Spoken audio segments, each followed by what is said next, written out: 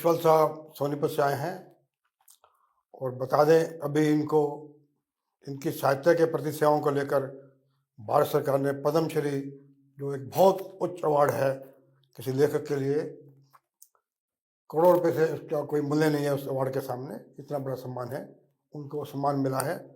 तो इनसे बातचीत करते हैं हरियाणा में साहित्य के बारे में। देशपाल साहब, आमतौर पे बोलते हैं हरियाणा में तो साहित्य है ही नहीं, कुछ जी कल्चर नहीं है, एग्रीकल्चर है यहाँ पे, जी उखड़ यहाँ के उजड़ लोग हैं, अखड़ लोग हैं, बदमिजाज हैं। जी। तो थोड़ा इस बारे में बताओ आप क्या।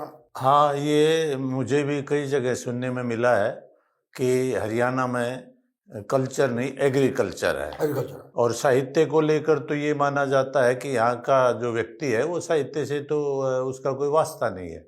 और मुझे ये खुशी है कि मुझे जब ये साहित्य और शिक्षा के क्षेत्र में पद्मश्री की चयनित किया गया, उसकी घोषणा की है, इससे ये धारणा बदलेगी। और पहले भी नहीं था ऐसा, मगर लोगों में भ्रांति थी कि भाई एग्रीकल्चर है। और रही बात एग्रीकल्चर की भी मान लें तो एग्रीकल्चर भी एक प्रकार की कल्चर है, और उसी से ही एग्रीकल्चर से ही लोक संस्कृति निकलती है, और साहित्य का की जो राह है वो भी लोक संस्कृति से ही जाती है, ऐसा मेरा मानना है।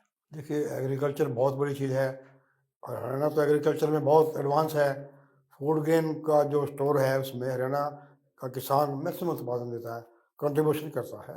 बात देशपाल साहब की ठीक है, एग्रीकल्चर से तो कल्चर निकलती है, संस्कृति निकलती है, और खेती को लेकर तो इतने फोक सॉन्ग, फोक जो कितने गीत बने हुए हैं, लोकोक्तियाँ बनी हुई हैं। देशपाल साहब, हम फिर आते हैं आप अपना शुरुआती, जैसे झज्जर से आप, जो रोहतक जिला और रोहतक जिला जिसको बोलते हैं, जाटलैंड भी बोलते हैं जिसको, वहाँ से आपका बचपन हुआ, एजुकेशन हुई। तो प्रारंभ आपका जीवन बड़ा संघर्षमय रहा, जब बहुत छोटे से आपके पिताजी नहीं रहे, किसान थे, तो उसके बारे में कुछ बताओ हमारे दर्शकों को। देखिए, मेरा जो गांव है पहले रोहतक जिला में पड़ता था, अब झज्जर जिला में है। खेड़का गुजर गांव है, बहादुरगढ़ और झज्जर के बीच में। तो मैं जब छोटा था, 3-4 साल का रहा हूँगा, तब मेरे पिताजी चले गए थे, और मेरी माताजी थे और मेरे वृद्ध दादाजी थे। उन्होंने पालन पोषण किया, जैसे कि उन दिनों होते थे, घर में बच्चे भी ज़्यादा ही होते थे, 8 जॉइंट बच्चे। फैमिली का, हाँ, जॉइंट संयुक्त परिवार ज्वाइंट का पर 8 बच्चे थे, तो बड़ी मुश्किल से गुजारा हो, घर की स्थिति डामाडोल हो गई थी। और गांव में प्राइमरी स्कूल तक नहीं था हमारे में, तो दूसरे गांव में मैंने जिद की पढ़ने की, और जुनून भी था, तो दूसरे गांव में पढ़ने के लिए जाते थे। साथ का गांव है दुलेड़ा, और दुलेड़ा, और वहीं से मैंने प्राइमरी और हाई स्कूल की परीक्षा पास की, और उसमें अच्छे अंक लिए, छात्रवृत्ति प्राप्त की। फिर आपने ये हिंदी और अंग्रेजी का भी किया, हाँ हायर फिर एजुकेशन जी एमडी से। हाँ, फिर उसके बाद हमारे घर वाले ये चाहते थे कि मैं कहीं छोटी मोटी नौकरी पकड़ लूं, और उसके बाद घर की जो आर्थिक स्थिति है उसमें कुछ मैं हिस्सेदारी निभाऊं, मगर मुझे ये मंजूर नहीं था।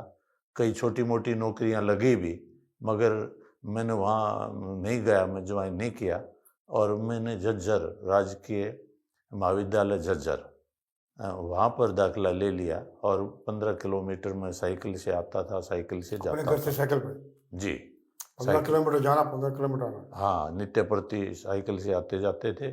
और वहाँ उन दिनों 11वीं होती थी, प्रेप कहते थे, प्रेप प्रेप बोल। प्रेप। तो प्रेप में पंजाब विश्वविद्यालय में मेरी फिर वो मेरिट में स्थान आया, 8वां 9वां। और उसके बाद बस बड़ी मुश्किल से फीस माफ़ी के द्वारा और इस तरह से अपनी शिक्षा मैंने जारी रखी। तो लेखन का आपसे कब से?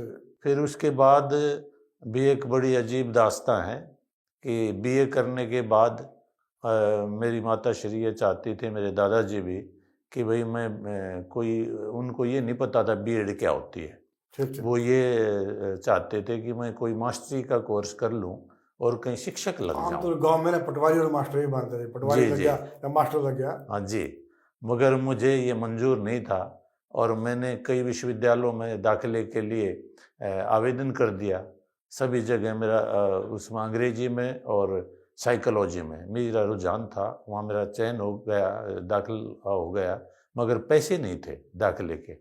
तो मैंने अपनी माताजी को कहा, दादाजी को कहा, तो उन्होंने कहा, भाई हमारे पास पैसे नहीं है और इसलिए आप कहीं नौकरी पकड़ लो, हम आपको पढ़ा नहीं पाएंगे। मगर बंसल जी, मैं यहाँ दर्शकों को, श्रोताओं को हाँ जी, ये हाँ। बताना चाहता हूँ ताकि प्रेरणा मिले आज की पीढ़ी को, कि मैं घर से भाग गया अच्छा, अच्छा। किसी से 600 रुपये उधारे लेके, हाँ जी। और घर से भाग गया एक कपड़े में, वही कपड़े पहन रखे थे, कुछ नहीं ले गया, क्योंकि नाराज हो गया। मेरा अधिकार था माता पिता पे। मुझे ये अब समझ में आ रहा है कि भाई उनकी क्या स्थिति थी, वो मुझे आप उनकी क्या मजबूरी थी?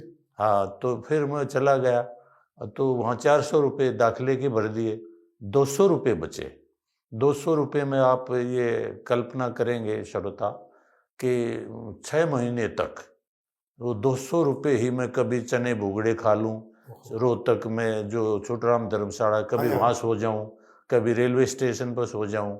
ऐसे मैंने वो 6-7 महीने गुजारे। अच्छा जी। एक कपड़ा, एक कमीज पजामा था, ओहो! उसको मैं धो के और सुखा लेता रात को, और वही पहन जाता, उसकी तय करके, तकिए के नीचे रख के। और तकिए के नीचे रख लेता। तो इस प्रकार से मेरा जीवन आगे चलता गया। और एक बड़ा उसमें एक वाकया भी हुआ कि हमारे एक जो क्लास फेलो थे, वो तो विदेश में बस गए हैं। तो उन्होंने एक दिन कहा कि आप कहाँ रहते हो? मैंने कहा मॉडल टाउन में कमरा ले रखा है। तो उन्होंने ये योजना, भाई चलो आज आपके कमरे पे चलते हैं। अच्छा, अच्छा। मगर मेरा तो कोई कमरा था ही नहीं। तो जो मॉडल टाउन से वो है पेट्रोल पंप उसको हाँ जी, हाँ। कहते थे, मेडिकल मोड़, वहाँ हम पहुँचे। तो फिर मैंने सोचा अब कहाँ ले जाऊँ? तो मैंने कहा भी मेरा कोई कमरा वमरा नहीं है, मेरा कोई कमरा नहीं है। तो वो कहने लगा रहते कहाँ हो? तो मैंने फिर बताना पड़ा। तो फिर उन्होंने कहा भी ये तो बहुत बुरी बात है। फिर हॉस्टल में हम चले गए, और हॉस्टल में फिर वहाँ पर वो एक सतनाम होते थे हाँ कैंटीन जी, चलाने कैटरिंग वाले, तो नाम सरदार सरदार बहुत बड़े आदमी बड़े थे। Prominent catering. तो उनको कहा कि भाई ये इनको जानता है? कि हाँ मैं जानता हूँ। मुझे जानने लगे थे तब तक, क्योंकि मैं भी डिबेट, कविता पाठ इनमें भाग लेता रहता था, तो ठीक सा विद्यार्थी था। तो फिर वहाँ पर मैं रहने लगा, और ये शर्त हुई कि भाई किसी को नहीं बताया जाएगा, और बिना ही दाखिले के हॉस्टल में मैं रहता था। और जो बाद में मैं जब सर्विस लग गया तब उनकी मैंने पैसे दिए। तो निश्चित है देशपाल साहब, आपकी लाइफ से बड़ी प्रेरणा मिलेगी। आजकल के नौजवानों को तो सारी फैसिलिटीज़ हैं, फिर भी नहीं पढ़ते। आपके पास साधनों की भी दिक्कत थी, फिर भी आप कैसे संघर्ष किया आपने? थोड़ा आपने कितनी किताबें लिखी आप साहित्य के बारे में? हाँ, फिर मेरा रुझान वहाँ पढ़ने पढ़ाने में एक बंसल जी के मैं वो दूसरा और हाँ जी, हाँ। बताता हूँ कि मेरा जो पीएचडी, एमफिल, पीएचडी से पहले एमफिल में जो दाखिला हुआ, हाँ जी, हाँ। तो मेरी जो गाइड थी हाँ जी, डॉक्टर पुष्पा बंसल, पुष्पा बंसल। मैं उनको नमन करता हूँ कि उन्होंने मुझे ये इस तरह का एक टॉपिक दे दिया जिसको कई विद्यार्थी छोड़कर जा चुके थे, हिंदी ललित निबंध।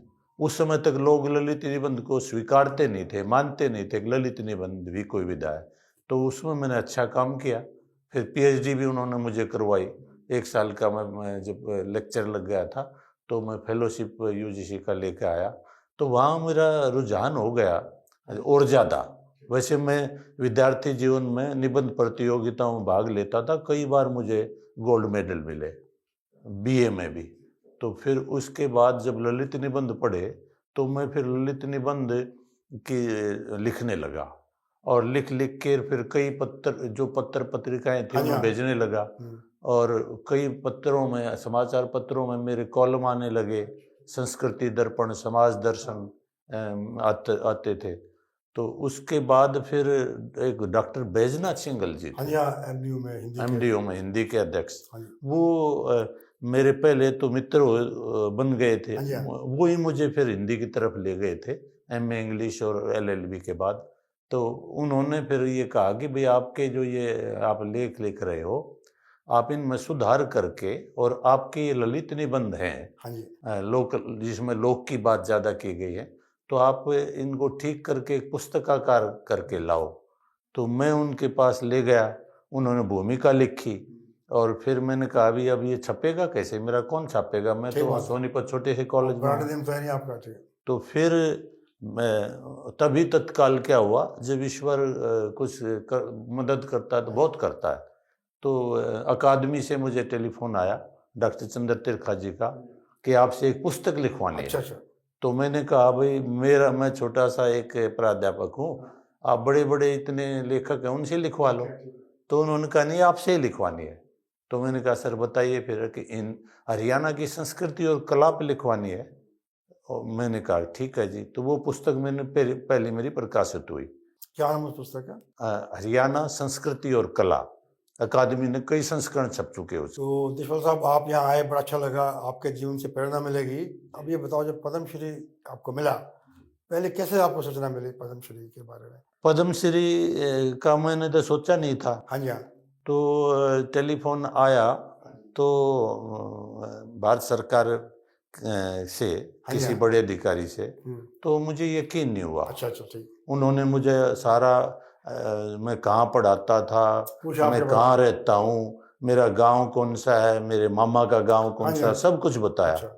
तो मैंने कहा जी ये सब कुछ है, क्या गुस्ताखी हो गई? कि गुस्ताखी नहीं, आपको इसके लिए चयनित किया गया। पद्मश्री के लिए? तो मैंने कहा सच कह रहे हो?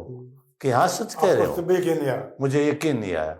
तो फिर मैं सही पूछो तो फिर वो कहने लगे यकीन कर लीजिए और अभी किसी को बताना नहीं, 7 बजे घोषणा होगी, 4 बजे की बात है। तो मैं अकेला घर में था और कोई था नहीं, श्रीमती जी वो सब बच्चे बाहर थे। तो वो 3 घंटे कैसे कुटे होंगे, मेरी आंखों में आंसू आ गए। मैं सोच नहीं सकता कि मेरे जैसा एक साधारण सा इतना बड़ा अवार्ड व्यक्ति है मिला। उसको इतना बड़ा अवार्ड मिलेगा। चलो देशपाल साहब, बड़ा अच्छा लगा, आपके जीवन से प्रेरणा लेंगे लोग, हरियाणा के नौजवान भी प्रेरणा लेंगे, आगे बढ़ेंगे, मेहनत करेंगे। नमस्कार। जी नमस्कार। नमस्कार जी।